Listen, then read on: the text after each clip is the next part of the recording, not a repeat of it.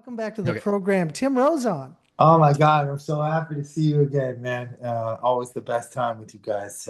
Thanks for having me back. Well, thank you for coming back on the show. It's always good to see you and to see your amazing wall of Superman comics behind you. I always admire the collection, the Fantastic Four as well. It's great. Yeah, yeah. That's the four races. People think there's three, but there's Like, actually four Superman races. yeah, there's actually four. That's right. Yeah, yeah. Oh my gosh, we got an email in from Ron Z that says, "Okay, my wife and my two daughters are listening now, waiting for Tim. I don't get any attention when they know he is somewhere." Jeez. So there you go. So all of their attention is on you right now, and Ron feels very lonely. Well, Ron, the interview is eventually going to end, and you'll get your family back. How's that? Sound good? All right. Here we go. I So see that's Tim living his Captain Ron life all the time. yes. Yeah. Or, sorry, Captain Otto. I Captain apologize. Otto. Captain I was Otto thinking is no, totally no, different movie. yeah. you're totally correct. When Melanie Scrofano first approached me for this movie, guess what I sent back to her? It was a gif of Captain Ron. 'Cause that was just, when I read it, I'm like, this guy's Captain Ron. She's like, who the hell is Captain Ron? So I appreciate What? you getting it. Yeah, great movie. One of the most underrated actors of all time, by the way, Kurt Russell. I think he's probably one of the best of all time. And I don't know why he's just not top three on everybody's lists. He's the There best. you go. Yeah, You know what? Fair. there you go. And actually, this makes Jerry O'Connell the Martin Short role. There we go. Amazing. Yeah. Yeah, now you put it that way, it's all like clicking together now. Yeah. Okay. Okay. Yeah, definitely. So, for people who haven't heard about Summer's Last Resort, Tubi original film, directed by Melanie Scrofano, written by Emily Andres. So, like a reunion of the Winona gang here. What is the film all about? Mhm. It's for me. It's actually it's like not to go back to Captain Ron, but it's kind of just the nostalgic type of movie I grew up watching. For me when I first read it, and that's what I wanted. It's a family story, but it's at a resort where everything just kind of goes haywire. Not to the extent of like Private Resort, but things or Meatballs. But it kind of in that vein. Nothing's too serious, but at the heart of it is. And it's the end of the day, it's a family story about just a family, a found family, and teenagers trying to grow up and how difficult that is, and finding your place. And there's some yoga, there's some There is yoga. definitely some yoga. Oh That's yeah. Yeah, my God, Yeah. seeing you in your tighty blueies there, it was like, oh, you really got to himbo it up in this film. You really did. You know, when they need that yoga guy, they bring in the big guns, guys. I don't know what to tell you. You Yeah, know, no, as you were mentioning the films, like it reminding you of films from when you were younger, like I totally agree with you. As I was watching, I was thinking the same thing. This really does feel like, an 80s, summer comedy type of film. Yeah, mhm. like the family kind of feel, but with some swears and some sex jokes in there. Yeah. Yeah. Well, like you said, written by Emily Andres, directed by Melanie Scrofano. That was Yeah, if there isn't a couple of swears in there, it's not directed by Melanie Scrofano. And if there isn't some sex jokes in there, it's not written by Emily Andres. That's just the yeah. way. Yeah. Now, I'm not sure if it's a compliment, but I took it as one when I got the original script. It said the sleazeball Captain Otto maybe was something once, definitely isn't something now. Trouble for sure. Think Tim Rozon. And I was like, huh. So do I have the part or I was like, thank you. Oh man, if you hadn't have gotten the part, that would have been like for the Yeah, next guy. yeah, that would have been even worse. Yeah, Yeah, yeah. totally. We got an Good. email in from Matt R, who says, "Is Tim still involved with Garde Manger? What is the cuisine there?" I am. We actually just celebrated our 20th year anniversary of having a restaurant. Yeah, Plan B, guys. I've been working in kitchens since I'm probably 14 years old, and I opened a restaurant 20 years ago with two of my partners, and we just celebrated our 20th year. And for the second year in a row, um, we got the look, this is how horrible I am. We got not only the open table recommendation, but the Michelin recommendation for 2 years in a row. That's So awesome. yeah, Nice. we got our cookbook coming out the Garde Manger cookbook 20-year anniversary cookbook is coming out in September. So I'm very excited about that. And if they do like the restaurant, they could get the book in September. That's awesome. Fantastic. That's awesome, man. Yeah. Like between the restaurant, hot sauce, the occasional juggling, you're a man of many talents. You are. It's been a minute since I juggled, to be honest. It's been a minute since I juggled. I switched over to the Rubik's Cube. How Yeah. far have you gotten? I thought I was doing pretty good until the young actor on Summer's Last Resort, Davian, who played the youngest brother, destroyed my record, and he was doing it in like 32 seconds, and my best ever was 47, and he was like, I think just regularly pulling 32s. He might have hit 20 something at one point, and then that's when I said, all right, I'm done. Okay, but you're Wow. still a contender, right? 47 seconds is pretty good, It's man. not. Yeah. It's not. It's to the non-cubers, it is, but trust me, it's not good at all. Well, It's look at this guy with the language here. Like, he's got all the lingo going. Like the You cubers, really. you going to you Okay. going to cube meets? Is that you you you know, sure. I mean, you know me. I'm yeah, kind of. I did. I went to a cube meetup. And I realized again there I'm not great. Yeah. This has given me like you should talk to Emily and Melanie about doing a movie called Cube Meet with you. Just live your life that way, man. Just like start pitching those types of ideas. I love this. I think everybody in the universe, including Ron's wife and daughter, are going to be there first night. Oh, they're there first night, definitely. Yeah, Doc I don't. Stash will show up. Everybody will be there. Yeah. I yeah. don't. I don't want to blow your mind, but there is cubing while juggling and solving. Oh my Yeah. God. Okay. Yeah. It's out Uh, there. It's a whole Wow. So other like you level have of to keep cubing. two cubes in the air while you're solving another one? Is that basically? Three cubes at once while solving. Yeah. Oh my I God. don't. I Oh, you do. have all three cubes have to be solved, or just one? Correct. All three.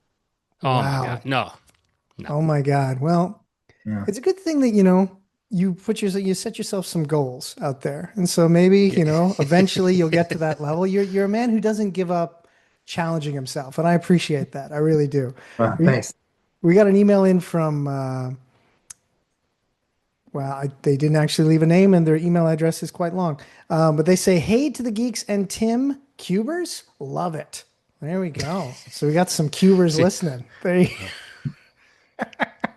we're building it up.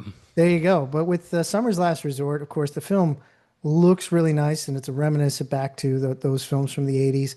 But, the resort itself, fantastic location. Of course, this brought you back to South Africa, right?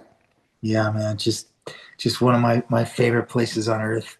Um, and we were all over this time. I got to go places I'd never been the first couple of times. So not only Cape Town, but we were in Durban and we were in Johannesburg and we were in a place called Sun City, which is just like the Las Vegas of South Africa. I don't know the complete story, so I don't want to wreck it or whatever, just say it wrong, but pretty sure it was kind of Vegas style. Someone with money set up this just party palace in the middle of this, like the Sahara, actually. Just it's in the middle of nothing. There's nothing out there. And they built this giant kind of party casino water park place, and it's heaven. It's super fun. And we just stayed there the whole time. It was a blast. I really loved it. Man, that sounds so awesome. And again, hats off to you for taking one for the rest of us to go and do the hard work. Like going to places like that. Like that's good on you, man. I really appreciate you taking one for the team. It's really hard. I got to tell you, we were there 7 weeks and I had 8 shooting days. So you do the math.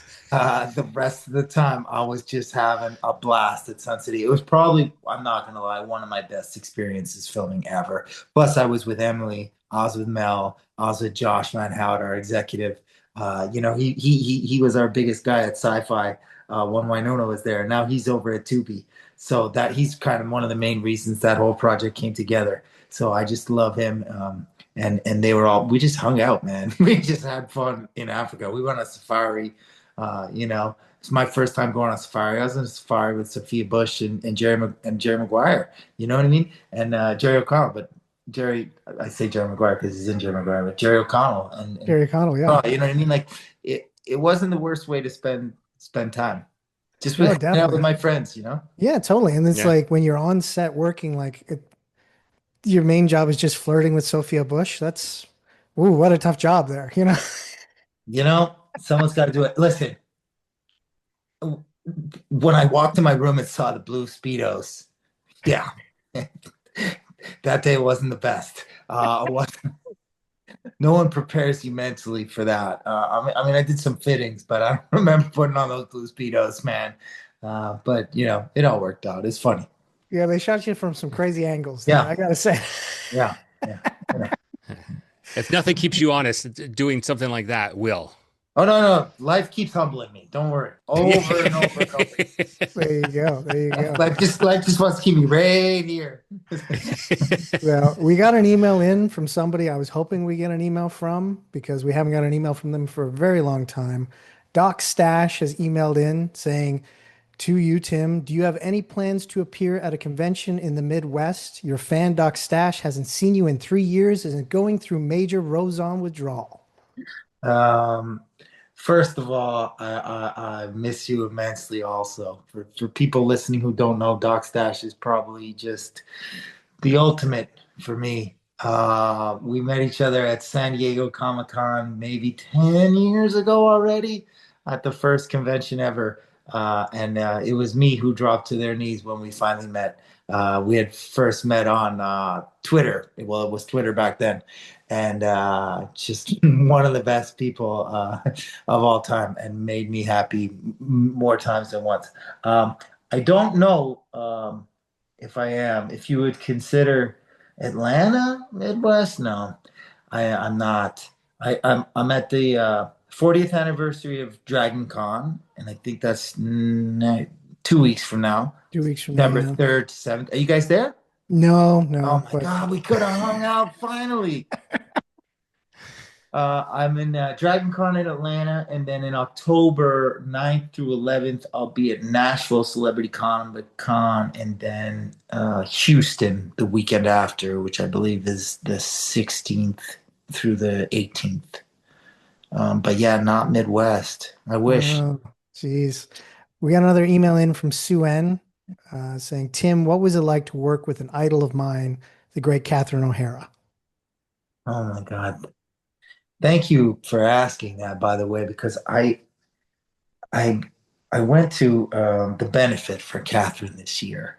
They held it at the Beverly Hills Hotel, and I went in and I flew in to see it because the funeral unfortunately happened while I was in Africa. If not, I would have been there.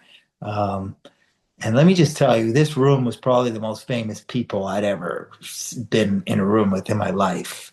And not one camera, just people reminiscing and talking about their time with Catherine and what she meant to them. And I mean, I'm talking big time movie stars. And it was incredible. And it just reminded me how lucky I was because she was always so nice to me. From day one, Catherine was just one of the nicest people to me. I don't know why. She just had this little special place in her heart for me and Alexis for Annie. I guess because we were kind of the newbies. We didn't, you know what I mean? We didn't know everybody. There was family. You know, the rest of them are families. Most of them are levies. You know, and and Catherine and everybody. And she was just always so kind to me from day one. I love her. I love her brother's a great guy, Michael. I made friends with all the family. If people haven't, you should go down the rabbit hole of her sister on YouTube. Her sister's a singer, Mary Margaret O'Hara. Go down that rabbit hole. She's incredible. You're welcome. Oh, will do, definitely. We got one more email in here from Florence D that just says, love this interview. Tim is so funny. Great actor as well. Thanks. Well, thanks for emailing us. Yeah, Good and stuff. she's not wrong. You are a fantastic actor, Tim. But you're also just like an awesome dude for us to talk to Oh, every totally time an you come awesome on. dude. Definitely. Yeah, like it's, and I think about some of your, you know, iconic roles, that you've played, and I'm just wondering if you took Luke Roman, Doc Holliday, Mutt Schmidt, and now Captain Otto, and you put them all together and had like they were all talking to each other, and you were there separately, obviously, not playing each one of them. You're there. Who who would you trust the least? Well, I mean, it's got to be Otto, I think. Uh, it depends on the day with some of them. You know, Doc had his moments. Um, I'm actually going to say because I was lucky enough to join the Karate Kid universe Oh, uh, right. Yes. last year, O'Shea wasn't the nicest. No. Definitely needed to be humbled. I would have loved to see him get a little more humbled in the movie too. You know what Yeah, I me mean? too. I really Yeah. Yeah. wanted to, Joshua Jackson should have been able to hit you right in the face there. Listen, I don't know if this is a spoiler or not, but he did. He did. He did, man. We shot that. I get it. You know, Sony Pictures wants to put, Jackie Chan and Ralph Macchio in the movie. It makes sense. But we shot that, man. He knocked me right out. We did shoot stuff. We did shoot a lot of stuff. That's how it goes. I was just so happy to be there. It's that was one of those things, since I'm a kid, to be a part of the Karate Kid universe was like, oh my God, it's like every day was crazy. And it was when I initially took the role, it was even smaller than that. It was like 3 days. Then it became even bigger. And then I ended up being there forever. And then, you know, we shot a lot of different stuff. And when the movie comes out, the movie is what it is, you know what I Is mean? what it is. Yeah. Yeah. Yeah, Yeah, totally. that must always be tough as an actor when you do that because you have no control over the final edit, and and like you could do like you said here, right? You could shoot days and days and days of footage, but you're at the mercy of the director and the editor. Listen, at the end of the day, I get it. It's not my first rodeo. I just thought story wise, my favorite thing about those movies were kind of the villains against Daniel, and Miyagi and what they're going up Yeah. against. You know what I mean? And I just didn't feel like we got into our story enough. Even Aramis's story, the young kid. You know what I mean? I feel like I would have liked to seen a little more story between the two of them for why that fight was so important at the end. Because they were always fighting for something. He's fighting against the bully in the first one. I just watched two again not long ago. Two might be the best one ever. Chosen as a bad guy is just probably my favorite bad guy. You can't be Chosen. He's just crazy. He's my Wait, Yeah. favorite. He had, like, what do you want? Chosen's You out want for death? death. Do you Yeah. want that? Yeah, he's like, yeah, bring it. He's like, you know what I mean? That's what I want. I want to die. He's still crazy till the end. The other guy, what's his Totally. name? The guy who wanted to fight Miyagi, the main protagonist. He at least he turns good. Kreese. Yeah. No, the Oh other No, guy, no. no. In part two, it's Oh, in two. part his two, right? Yeah, he becomes a good Chosen's guy. Yeah. uncle. Yeah. Chosen's uncle. He turns good, but Chosen till the end, he's like Yeah, death. Yeah. Yeah, No, I yeah. hate totally, man. you. I hate you, When man. when he comes crashing in to the Oh, okay. to the lantern ceremony, I Yeah, forget what it's called now, but that whole thing yeah. and what a great set. So Like, good. but in your movie, like you guys had a really great set. That rooftop fight scene, like our setup, that was pretty awesome to look at too. You're not wrong. We were in a warehouse, inside a Yes. warehouse with about 7 bazillion TVs around us. Oh my But, God. most of that's night shoots and probably 350 to 400 extras. And let me tell you, man, that Jackie Chan is one hell of a dude. He would sing karaoke in between setups when people are changing cameras and doing all that Yeah. stuff. Jackie Chan would sing karaoke music to the extras because he knew how, like everyone was just tired and whatever. I mean, no one's complaining when Jackie Chan's singing Elvis Presley songs. You know what I mean? At 3 o'clock in the Yeah. morning, it's like the guy's awesome, man. He was just awesome to be around. That is awesome. Well, yeah, with that film, you really got to play a villain, which, it was like you were an out and out villain in that. But one of the more interesting characters on a psychological level I really enjoyed seeing you play recently was Dr. Theo on Saint Pierre. Yeah. Originally brought in as like a love interest for Arch, and then more is revealed about him. And his obsession with killers really rings home in that show. What was it like working on that show? Well, you know what? Again, thanks for bringing that up because that was special to me a lot too. Because I got to go back to Newfoundland, and that was my crew from Surreal Estate. So season 1 and 2 of Surreal Estate we filmed in Newfoundland. Season 3 we moved to Ottawa, but season 1 and 2 we filmed out there. And for people who don't know, it's a very small island off the coast of Canada. It's nothing like the rest of Canada. It's its own universe. It's like nothing else. And it's just a special place. And I was so happy to get back. And yeah, that was just great, man. I got to be with my crew again. Alan Hocko is like the creator and star of that show, and he's a hell of a dude. I have a lot of respect for him. He's writing, he's working, he's directing, but he treats that crew with so much respect and admiration that's the kind of stuff that I just love.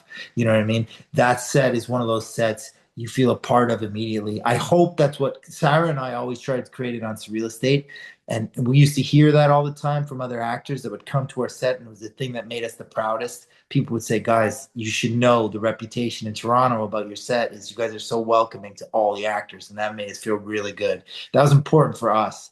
And I never really felt it, but I did on Saint Pierre from the other side. Yeah. And that's the kind of set they have there. And then, it's that wonderful crew. And yeah, they brought me in. They made me feel great from day one. And it was just super fun. I'm in my villain phase, I guess.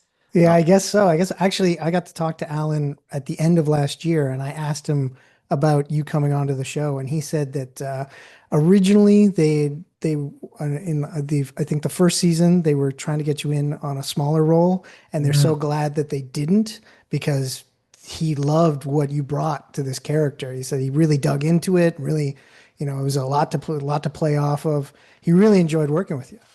Yeah, it was. I'm telling you, it was again really. I had a really great working experience last year. I was super lucky, and Saint Pierre, the way they do it, that it's so small in Newfoundland that they only really have a couple of crews. It's really that one main crew, and they're filming another show there called Son of a Critch, and the young star of that, he booked Zelda. I believe is Link. Oh, So wow. he had to go film Link, that kid. So while they had to film him out, right? So he could go film Link. The crew from Saint Pierre took like a month off. So we took a month off in the summer filming that show, which is great for me because I ended up doing this show called Bon Cop, Bad Cop. Yeah, yeah, yeah. To me as a Quebecer is probably the mecca of meccas. Like, guys, nothing. Forget Karate Kid, where I'm from. Bon Cop, Bad Cop is that's it. And I was speaking French on there. Yeah. Not well, but I was speaking French on there. So I finally got some respect from the people back home. Took me a long time to do that, and I was only able to do that because they went on that hiatus. So it's crazy how things work out.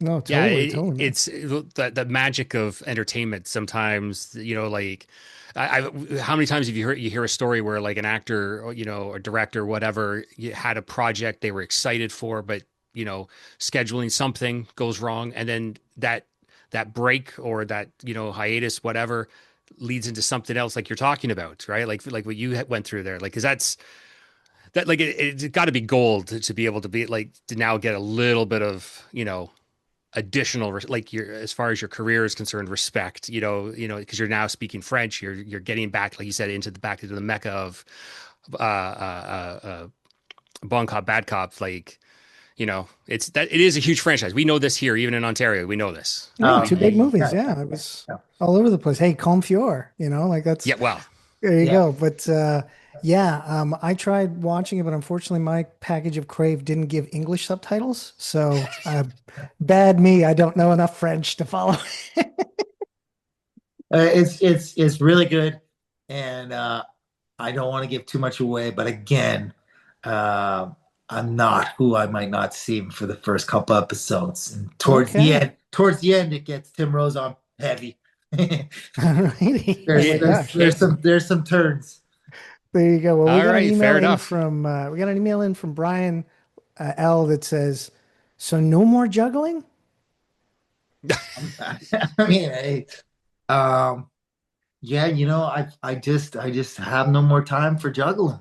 I haven't It's been all juggling. about the cube now. It's all about the It's, cube. it's it's actually I'm not even Cuban right now, guys. Like I said, since Africa, Davian's kind of he cubed me out. He humbled me again. Life humbled me again, and yeah, I haven't been really doing any of it. I've been learning Spanish. That's it. Well, there you go. I put my brain to that. Well, All righty. like I would say, to that you are still juggling because look at your life, Yeah. restaurant, movies, television, you're going all around the world, you're doing all these things. Like that's still juggling. Like you gotta, and now learning Spanish and everything like that. And we know Andrew and I and anybody who's listened to our show before when we've had you on, we know everybody knows that you love comics, that you're a big comic guy. So much stuff has been going on in the universe of comics, on both sides of the street when it comes to DC and Marvel. How excited are you for Doomsday here at the end of the year? And are you hoping to maybe see a certain specific character of yours that you love? I mean, I don't know what character you're talking about. I don't know what character you could possibly be talking about. It's an interesting question. What's weird? I just found this before. I guess I met Rubenstein at one of the cons, and I had him do me a surfer, but obviously with the Wolverine. Oh my gosh, Nice. that is That's beautiful. And yeah, I mean, I'm excited. You know what's crazy? Not as excited as my wife. I found her doing the Really? rewatch this week. oh wow. Wow. I came in the other room. She's watching Endgame. I'm like, what is happening? I said, Diane, aren't you getting ready for Tuesday? I'm like, I think we got time. But uh, yeah, I'm excited. We'll see. We'll see. I mean, I'm never one of those people who's anti those movies. You know what I mean? I think they're super fun. We got to see Thanos and the Infinity Gauntlet on a big screen. Yeah. I think it's super cool. That was one of those books, The Infinity Gauntlet, that I couldn't put down as a kid. You know what I mean? And when that was, we were talking before trades. So it's like I had those single issues flying around. You'd lose one, you'd be like, "Oh my God, what am I gonna do without it?" Uh, but I read that story over and over. There's that one in Secret Wars, which sounds like maybe we might get that too. I don't Yeah, we're gonna know. get Secret Wars. I think they might be leaning more into the Hickman version, but there's probably gonna be some stuff from the original because that's the book that the Russo brothers read repeatedly when they were younger. So All the time, all the yeah, time. I mean, there you that's go, funny. man. Everyone thinks that's where Venom came from, but no, that is not the symbiote. No, it's Just, not the symbiote. That's just yeah, the just a different outfit. yeah, Yeah. Yeah. totally. Hopefully, fingers crossed, we get a black suit, Yeah, in I know. regardless of There's no way. Look at us. It's the one thing we're all talking about. You know what I yeah. mean? It's like just they're smart enough to just give us a little bit of what we want here and there, so we're happy. That's why, you know what I mean? Like I'm never gonna be that upset with anything. I got Thanos. You know what I mean? He had the gauntlet on. It was pretty good. There Um, you go. There Well, you and go. also last year we got a legitimate Galactus, so yeah, on film, which is like that was like regardless of the rest of the film, that was in of itself enough for me to go like, yeah, that's Galactus. yeah. I gotta tell you, nothing beats that '90s cartoon. Oh, Um, the Fantastic Four card. Oh no, the Silver Surfer The Silver cartoon, right, Surfer one. from The '98. Fantastic Four one is also incredible. I just started watching that again 2 weeks ago. I was watching that with my son. He loved it, and I was so happy because I never want to force him to watch anything. You know what I mean? But yeah, and we were watching that one, and of course, when it finally gets to the Watcher, I'm like, okay, here now it's about to get real good, son. And then, of course, as soon as I said that, he left the room. But Surfer was coming, Galactus was coming. It was all good. Yeah. Oh my gosh. Uh, Well, we've held you for a long time here. We're gonna have to let you go soon, but we got one more email in from Doc Stash that asks, "Why did you suggest Doc die in Vengeance? And do you think Doc Holliday is really dead?" Well, Doc Holliday is dead. Yes, he is dead. Do I think the fictional character that I play is dead? Why did I pitch Doc Holliday to dead? So, listen, the way things happened is I may or may have not been at Tubi pitching something else. And Okay. I may or may not have kind of come up with this plan with an executive friend of mine who maybe works there now that we should bring up Winona Earp at that said dinner just to try and get some sort of, hype towards that show to important people who can make shows happen. And they said, listen, we love the show, we like the idea, but these movies, like the only time they ever work is you got to kill one of the four leads. You have to do that. Like that's the only way they work. And I was like, yeah, okay, well then you got to kill me.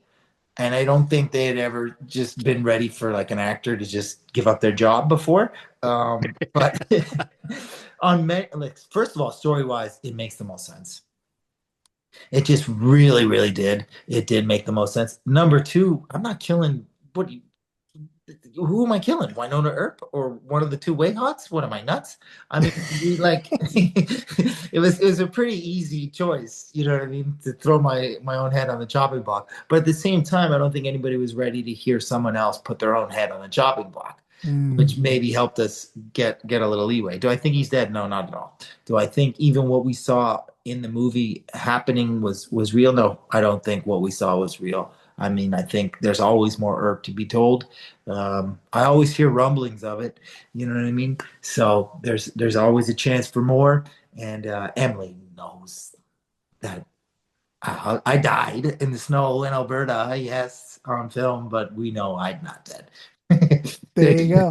There's just no way. There's so many, like, science fiction wise, I was already an undead vampire and I was cursed by the Stone Witch. You could say either one of those things was still there inside me on the science fiction side. But I say we actually just tricked. We did all that to fool not just the audience, but Eve, who was the big bad that we never dealt with. We had to do that so that I could get out of there to go save our daughter while she dealt with the rest of it. There you go. Well, whichever way, there's always a way when it comes to sci-fi. Totally. There's always a way. All righty. Well, Tim, it's always a pleasure to have you on. We're so happy to have you back again. We look forward to talking to you again in the future, but now we must bid you adieu. Thank you so much for coming on. People can check out Summer's Last Resort on Tubi right now. Tubi for free, Tubi original. It's great. Can't wait to see what else you got coming down the pipe, man. Oh, I can't wait. A lot of things I want to talk to you about. I can talk to you forever, guys. It was amazing. Thanks for always having All right. me. No, always great to Awesome. chat, man. Have a great one. Yeah, pleasure.